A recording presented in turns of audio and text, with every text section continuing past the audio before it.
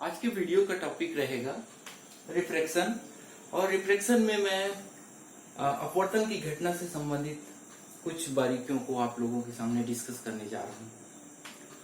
तो अपवर्तन के नियम को एक बार हम रिमाइंड कर लेते हैं। अपवर्तन के नियम में आपने देखा कि यह जो घटना होती है वह इसके दो मूलभूत बिंदु होते हैं। पहला तो ये कि आपतित किरण, अपवर्तित किरण और अभिलंब तीनों एक ही तल पर होते हैं, जिसको हम अपवर्तन का पहला नियम कहते हैं।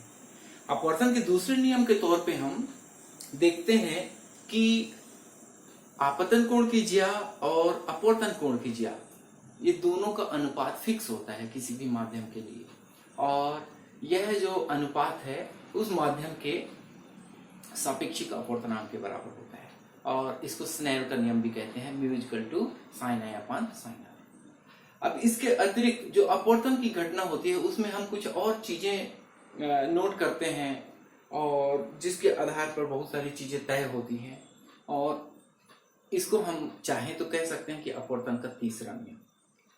तो इस नियम को हम कैसे एक्सप्लेन करें, चलिए देखते हैं कि जब प्रकाश की किरण एक माध्यम से दूसरे माध्यम में जा रही है, सपोज हमने वो दोनों माध्यम जो कंसीडर किया है यहाँ पे, वो क्रमशः एयर एंड ग्लास है। ये फर्स्ट मीडियम एयर और ये दूसरा मीडियम ग्लास।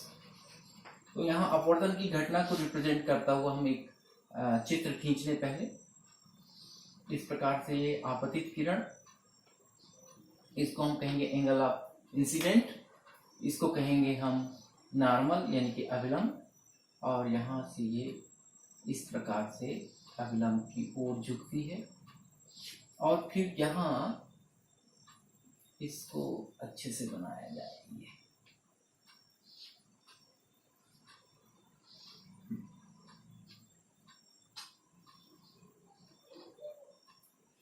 ये अगर प्रकाश की किरण ग्लास मीडियम से नहीं जाती और एयर मीडियम कंटिन्यू होता तो ये प्रकाश की किरण इस रास्ते जाती, लेकिन ग्लास मीडियम होने के कारण यह अपवर्तित हुई, और ये जो अभिलंब है mn उसकी ओर थोड़ी सी झुक गई और एक नए एंगल पर यहाँ से गति करती है, और इस एंगल को हम कहते हैं एंगल ऑफ रिफ्रैक्शन R। तो यहाँ पर आप देख रहे हैं कि प्रकाश की किरण अभिलंब की ओर झुक गई। कब? जब एयर टू ग्लास जाती है, और इसके बाद जब यहाँ से निकलती है तो प्रकाश की किरण फिर से पुराने पथ के एटलीस्ट समानांतर वो गति करती है, यानी कि जब फिर से वह पिछले माध्यम के यानी कि वापस एयर पर जाती है। जैसे ये एयर है, ग्लास है, कुछ देर के लिए ग्लास था, उसके बाद फिर से वो एयर मीडियम को अडॉप्ट कर लेती है, तो फिर से वो पुराने ही पथ के पैरेलल गति करती है। हालांकि उन दोनों जो मार्ग है उनके बीच में एक डिस्टेंस आ जाता है, जिसको हम कहते हैं लेटरल डिस्प्लेसमेंट। ये लेटरल डिस्प्लेसमेंट कितना होता है इसको हम आगे देखेंगे, इसको हम डी अक्षर से डिनोट करते हैं। तो मैं कहने ये जा रहा था कि प्रकाश की किरण जब एक माध्यम से दूसरे माध्यम में जाती है तो अपवर्तन के बाद वो किस रास्ते पर जाएगी, ये डिपेंड करता है कि कंपैरेटिवली दोनों मीडियम क्या क्या है। एयर टू ग्लास हम इसको एक जनरल सेंस में कहेंगे, this is a rare medium and this is a dense medium. तो जब प्रकाश की किरण रेयर टू डेंस जाती है तो हमने देखा, उसको जनरलाइज कर देते हैं कि प्रकाश की किरण अभिलंब की ओर झुक जाती है। अब ये किस प्रकार से हम इसको सिद्ध करें? भौतिकी में क्या होता है कि कोई भी चीज मान नहीं ली जाती। भौतिकी में कोई भी ऑब्जर्वेशन एस्टेब्लिश करने के लिए आपके पास दो ही तरीके हैं, या कि आप उसको लैब में एस्टेब्लिश कर दीजिए एक प्रयोग के माध्यम से, और दूसरा तरीका होता है आपके पास कि आप उसको मैथमेटिकली प्रूफ कर दीजिए। तो इसी कारण से मैथमेटिक्स जो है फिजिक्स के अध्ययन के लिए बहुत ही अनिवार्य तत्व है। तो हम यहाँ पर मैथमेटिकली एस्टेब्लिश करने जा रहे हैं कि प्रकाश की किरण जब रेयर टू डेंस मीडियम जाती है तो वह अभिलंब की ओर झुकेगी। अब इसके लिए हम इस मीडियम को मीडियम नंबर 1 बोल देते हैं और इस मीडियम को हम बोल देते हैं मीडियम नंबर 2। अब स्नेल के नियम से इसमें ऑब्जेक्टिविटी हमारी क्या है, what is the object to learn this chapter?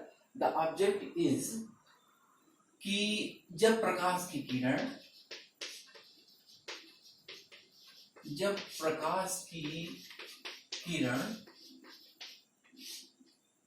विरल से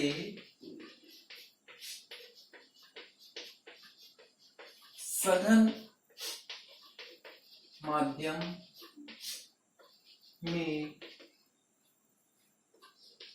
जाती है तब अभिलंब की ओर झुक जाती।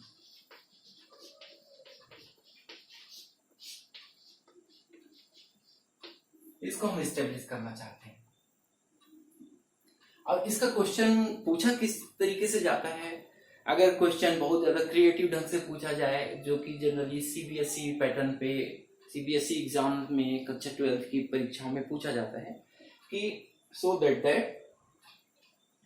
प्रकाश की किरण विरल माध्यम से सघन माध्यम में जाती है तब वह अभिलंब की ओर झुक जाती है। इस चीज को हमको दिखाना है, सिद्ध कीजिए कि, दिखाइए कि। तो ये एक छोटा सा प्रश्न हो सकता है, 3 नंबर का हो सकता है, 4 नंबर का भी हो सकता है। तो चलिए हम देखते हैं प्रूफ। इसका प्रूफ क्या होगा? हम जानते हैं स्नेल नियम से, बाय स्नेल्स लॉ, स्नेल नियम से 1μ2 इज इक्वल टू क्या होगा? यहाँ पर 1μ2 इज इक्वल टू होगा साइन आई बटे साइन आर। और हम ये भी जानते हैं कि 1μ2 is equal to v1 upon v2। वास्तव में प्रकाश जो सापेक्षिक अपवर्तनांक है वो दोनों माध्यमों में प्रकाश की वेग के रूप में ही परिभाषित होता है, वेग के अनुपात के रूप में। तो 1μ2 is equal to sine i upon sine r, ये तो स्नेल का नियम है जो ये कहता है कि साइन आई और साइन आर यानी कि आपतन कोण की ज्या और अपवर्तन कोण की ज्या का अनुपात नियत होगा। स्नेल नियम ये नहीं बोलता कि वह अपवर्तनांक के बराबर होता है, वह बोलता है कि नियतांक होगा। वो मैथमेटिकली जाके प्रूफ होता है कि sine i upon sine r भी म्यू के बराबर होता है। वास्तव में म्यू की जो परिभाषा है, अपवर्तनांक की परिभाषा है, वो दोनों माध्यमों में प्रकाश के वेग के अनुपात को हम अपवर्तनांक कहते हैं। तो अगर हम इन दोनों को कंपेयर करें, this is the equation number 1 and this is the equation number 2। अगर हम इन दोनों को कंपेयर करते हैं तो साइन आई बटे sine r is equal to v1 upon v2। यहाँ पर लिख दीजिए by the equation number 1 and 2। दोनों से हमने एक कंक्लूजन लिया।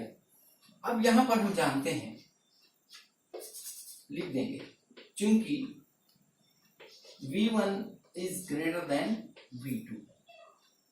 कैसे? ये आप कैसे कह सकते हैं कि v1 is greater then v2? क्यों? क्योंकि हम एज्यूम कर रहे हैं कि ये रेयर मीडियम है और ये डेंस मीडियम है।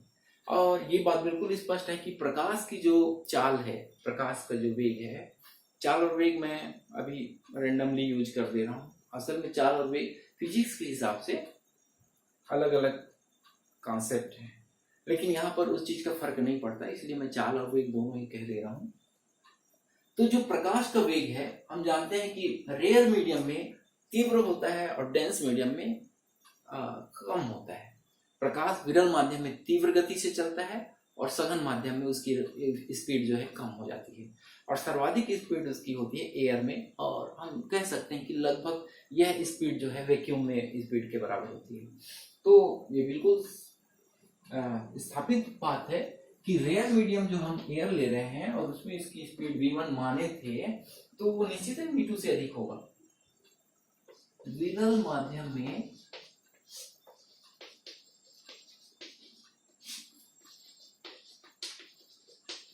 प्रकाश का वेग सघन की तुलना में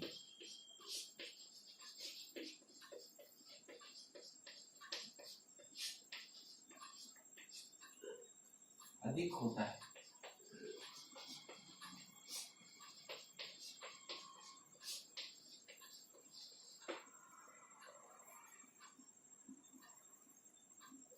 अब हम इससे एक और एक्सट्रैक्ट निकाल सकते हैं, एक और दूसरे कंक्लूजन तक पहुंच सकते हैं कि देखिए यहाँ पर साइन आई और साइन आर का अनुपात ठीक उतना है जितना कि V1 और V2 का, और यहाँ पर हमको मालूम है कि V1 V2 से बड़ा है, ये बड़ा है इससे, इसका मतलब साइन आई साइन आर से बड़ा होगा, क्योंकि ये दोनों चीजें, इन दोनों की वैल्यू बराबर है।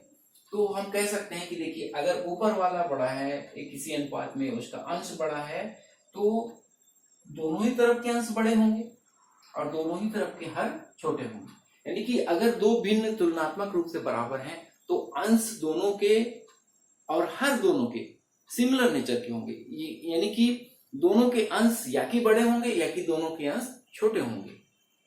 तो वही बात है कि यहाँ पर V1 चूंकि बड़ा है तो साइन आई भी बड़ा ही होगा। तो यहाँ पर हम कह सकते हैं कि sine i is greater than sine r. तो बहुत आसानी से कहा जा सकता है कि i is greater than r, i is greater than r, यानी कि ये एंगल जो है इस एंगल की तुलना में अधिक है, ये एंगल बड़ा है, ये एंगल छोटा है। यानी कि अगर ये 45 डिग्री है तो ये 45 से कम 40, 42, 43 कुछ भी हो सकता है, लेकिन 45 से कम होगा। स्पष्ट हो गई बात कि अगर ये एंगल कम है इसका मतलब यह है कि अभिलंब की ओर ये झुक गई है।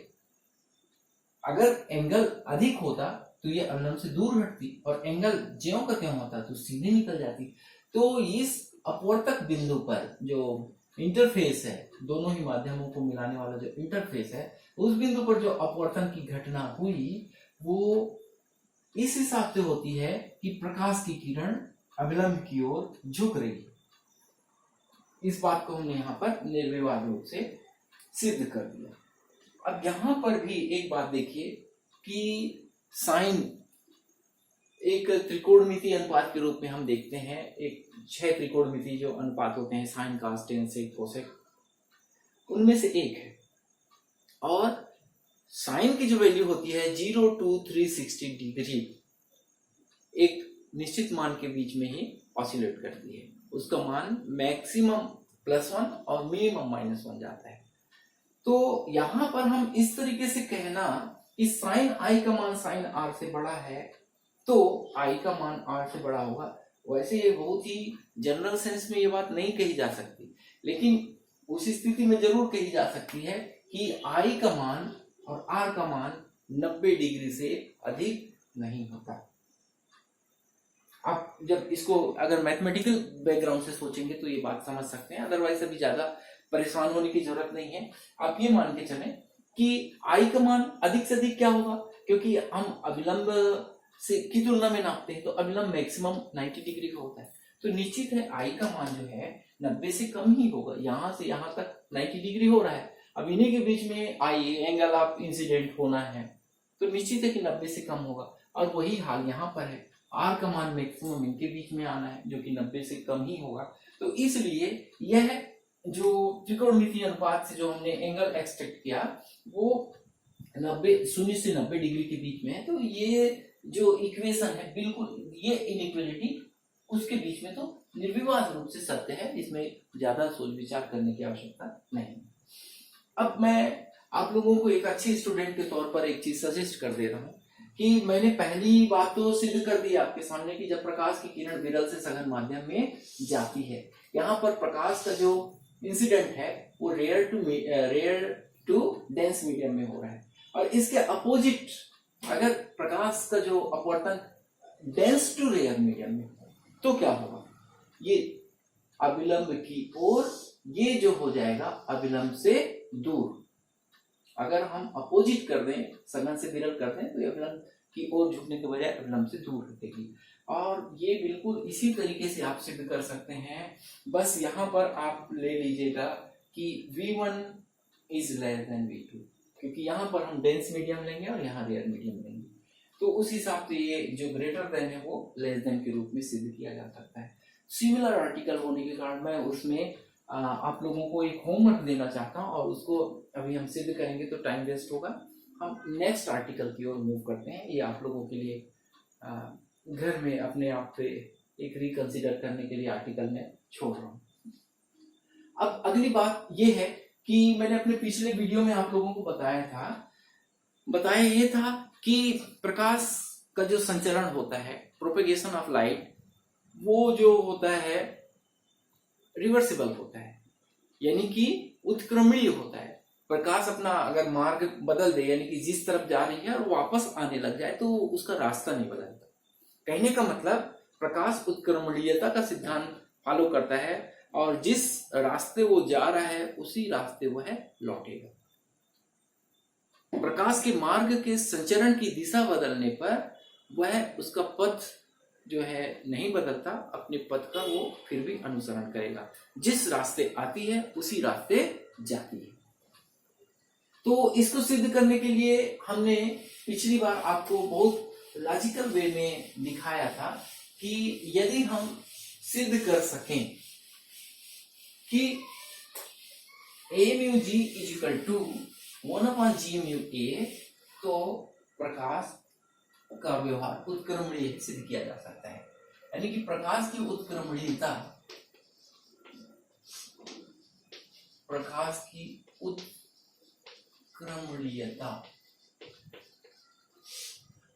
सिद्ध करना है, तो इसका मतलब है a mu g बराबर 1/g mu a।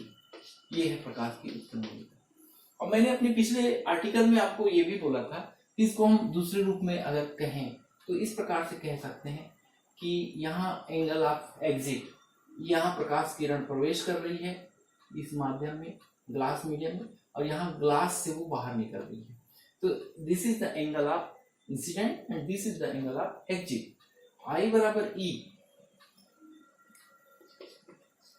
ये I बराबर E, ये भी उत्क्रमणीयता को सिद्ध करता है। यानी कि प्रकाश की किरण किसी माध्यम में जिस कोण पर प्रवेश करती है वह उसी कोण पर निकलती है। तो इससे सिद्ध होगा कि प्रकाश की किरण उत्क्रमणीय है। अगर ये दोनों एंगल अलग अलग हों तो फिर वो बात सिद्ध नहीं हो सकती। इसमें क्या है कि आप खुद ही एज्यूम कर सकते हैं, समझ सकते हैं, सोच सकते हैं, हाइपोथेसिस कर सकते हैं कि प्रकाश की किरण का हम मार्ग बदल दें। सपोज प्रकाश की किरण इस रास्ते जाने लगे तो इस प्रकार से निकल जाएगी, इस प्रकार से इंसिडेंट हो रही है, आ रही है। अगर ये एंगल और ये एंगल सेम हुए तभी ये पॉसिबल होगा। तो a mu g is equal to g mu a का उतना ही इंपॉर्टेंस है जितना कि I is equal to E सिद्ध करने का। अगर हम इस चीज को एज्यूम करेंगे तो ये चीज हम एक्सट्रैक्ट कर सकते हैं। इसको हम देखें, कैसे देखें, चलिए इस आर्टिकल में हम इस चीज को भी देख लेते हैं। ये है m डैश और ये है n डैश। हमने इस छोर पर दूसरे वाले इंटरफेस पर एक नया अभिलंब खींचा है m डैश n डैश, यहाँ वो mn कहलाता है। तो यहाँ पर आप बहुत आसानी से समझ सकते हैं कि ये जो एंगल r है वही एंगल यहाँ पर होगा r। क्यों? क्योंकि mn और m डैश n जो है इक्वल है। तो यहाँ पर हम ले सकते हैं, हम जानते हैं कि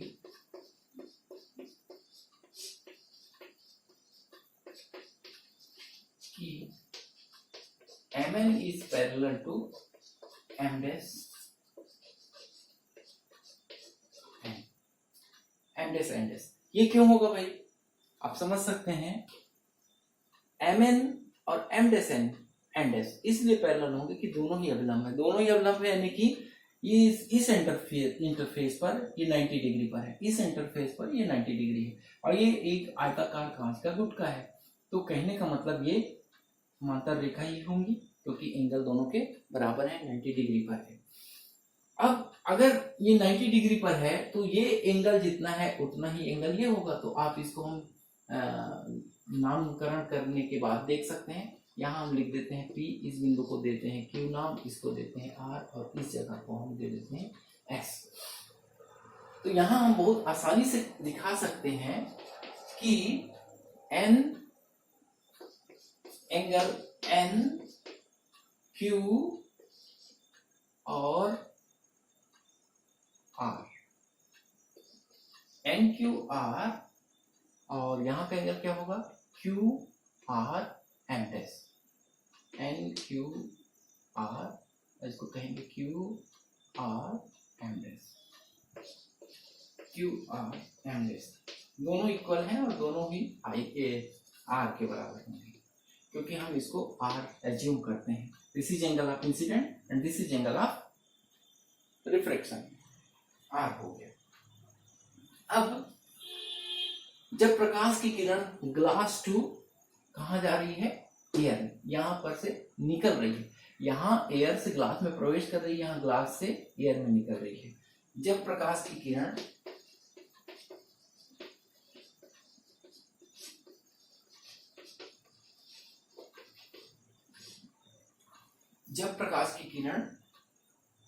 कांच से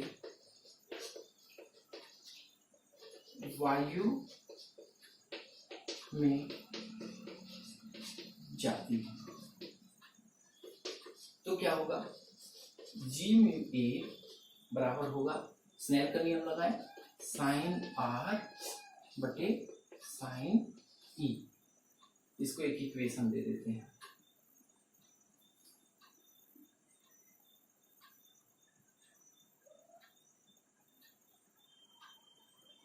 थोड़ा सा हमारा यहाँ आर्टिकल उल्टा हो रहा है, लेकिन उससे कुछ फर्क नहीं पड़ेगा।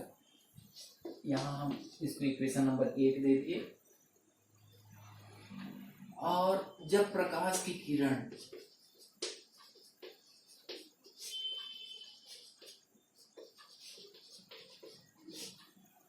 वायु से कांच में प्रवेश करती है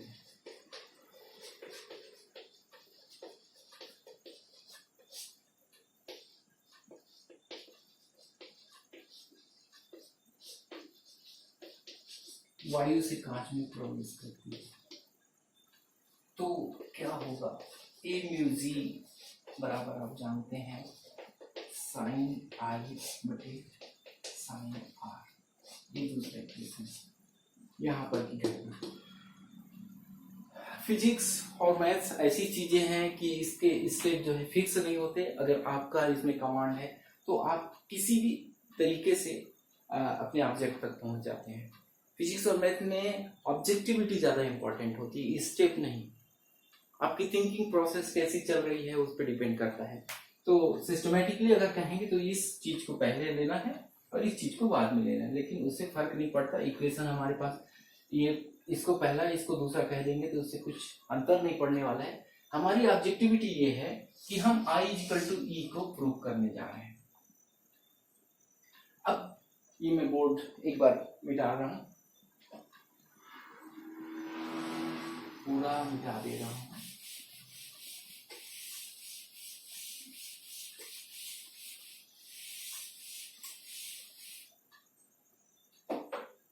हम अब equation number 1 and equation number 2 इनका मल्टीप्लिकेशन करते हैं। तो आपको ध्यान होगा अभी जो मिट चुका है उसमें ये था कि इक्वेशन नंबर हमने एक लिया था G म्यू A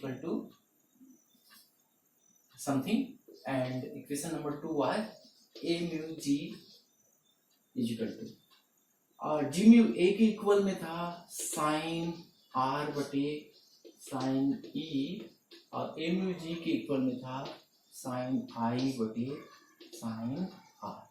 ये कैंसिल हो गए, और हम जानते हैं कि G mu A × A mu G = 1। और यहां पर क्या हुआ कि साइन I बटे साइन E, ये 1 कैसे हुआ? आप जानते हैं क्योंकि A mu G = 1/G mu A, cross multiplication होगा तो मल्टीप्लिकेशन 1 आएगा। अब इससे हमको ये मिल रहा है कि साइन E = साइन I, इससे ये निकल रहा है कि E इक्वल टू पाई। ये प्रूफ हुआ, यानी कि प्रकाश की किरण जितने कोण पर किसी माध्यम पे प्रवेश करती है उतने ही कोण पर वह उस माध्यम से निकलती है। तो इसका एक आउटकम ये भी मिलेगा आपको कि आपतित किरण और निर्गत किरण दोनों एक दूसरे के पैरेलल होती है। आपतित किरण और निर्गत किरण का एक दूसरे के साथ पैरेलल होना क्या सिद्ध करता है? वो भी उत्क्रमणीयता को सिद्ध करता है। यानी कि प्रकाश की किरण को हमको दिखाना है कि प्रकाश किरण जिस रास्ते प्रवेश करती है उसी रास्ते वापस जाएगी। तो बहुत सारी चीजें एक दूसरे से कोरिलेटेड होती जाती हैं। सबसे पहले तो a mu g equal to 1/g mu a, damn sure है कि ये संबंध सत्य है और इसका पालन किया जाएगा। दूसरा ये कि angle of exit and angle of incident will be equal, and third is the incident ray and the exit ray will be parallel to each other. ये तीन चीजें हमको सामूहिक रूप से बताती है कि प्रकाश का व्यवहार उत्क्रमणीय होगा। तो कभी आपके पास जी या नीट या कि अन्य किसी एग्जाम्स में प्रकाश की उत्क्रमणीयता के संबंध में कोई क्वेश्चन आता है तो इस चीज को आप बहुत अच्छे से कंसीडर करें और इसकी सहायता से कितने भी जटिल तथ्यात्मक प्रश्न होंगे आप बता पाएंगे। तो आज के लिए इतना ही। एक चीज मैं फिर से आपको याद दिलाता हूँ कि मेरी क्लासेस जो हैं बिल्कुल कंटिन्यू रहेंगी और आगे मेरे वीडियो जो है फ्रिक्वेंटली आएंगे, उनके बीच में टाइम कम रहेगा, यानी कि रेगुलर आएंगे। अभी थोड़ा सा गैप हो जा रहा है।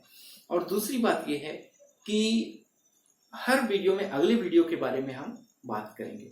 तो मैं अगली वीडियो के बारे में आपको बता दे रहा हूं कि मैं 3 साइमल्टेनियस मीडियम में प्रकाश के संचरण के बारे में बात करूंगा, यानी कि एयर, वाटर और ग्लास। अगर यहाँ पर 2 माध्यम है, एयर और ग्लास, अगली बार हम देखेंगे कि एयर, वाटर और ग्लास साइमल्टेनियसली रखे हैं तो प्रकाश किस प्रकार से अपवर्तित होगा। और दूसरा ये मैंने अभी डिस्प्लेसमेंट, लेटरल डिस्प्लेसमेंट जिसको हम कहते हैं पार्श्विक विस्थापन, ये जो डी डिस्टेंस है वो कितना होगा इसका कैलकुलेशन मैं आपको बताऊंगा। फिर उसके बाद प्रकाश के अपवर्तन के संबंध में जो बहुत सारे ऑब्जर्वेशन हैं, यानी कि जैसे किसी पानी से भरे हुए पात्र में सिक्का अपने वास्तविक गहराई से कुछ उठा हुआ प्रतीत होता है, आसमान में तारे जो है अपने वास्तविक यानी कि एग्जैक्ट लोकेशन के तुलना में हमको किसी और स्थान पर प्रतीत होते हैं, और ऐसे बहुत सारे ऑब्जर्वेशन है जो अपवर्तन की सहायता से समझाए जा सकते हैं। उनको मैं डिस्कस करूंगा और उसी के साथ ये अपवर्तन वाला अध्याय हम समाप्त करेंगे। उसके बाद जस्ट सीक्वेंस में जो भी आर्टिकल होगा उसको ले लेंगे। और अब आखिरी में आपसे मैं कहना चाहता हूँ कि मेरे YouTube चैनल कैरियर डोमेन को आप अपने दोस्तों को बताइए और उसमें आप अपना कैरियर बनाइए। फिजिक्स और मैथ कक्षा 12वीं के लिए और 9th 10th के लिए मैथमेटिक्स और साइंस की बहुत बेहतरीन वीडियो बहुत ही लॉजिकल वे में सिस्टमेटिक रूप में लगातार उसमें डाले जाएंगे। इसका फ़ायदा आप लोग उठा सकते हैं। और मेरे कैरियर डोमेन चैनल के साथ ही आपको मेरे वेबसाइट पर भी विजिट करना है, क्योंकि मैं आगे अपने सारे वीडियो जो है अपने वेबसाइट पर ही डालूंगा और YouTube पर बहुत ज़्यादा हम निर्भर नहीं रहेंगे। धन्यवाद।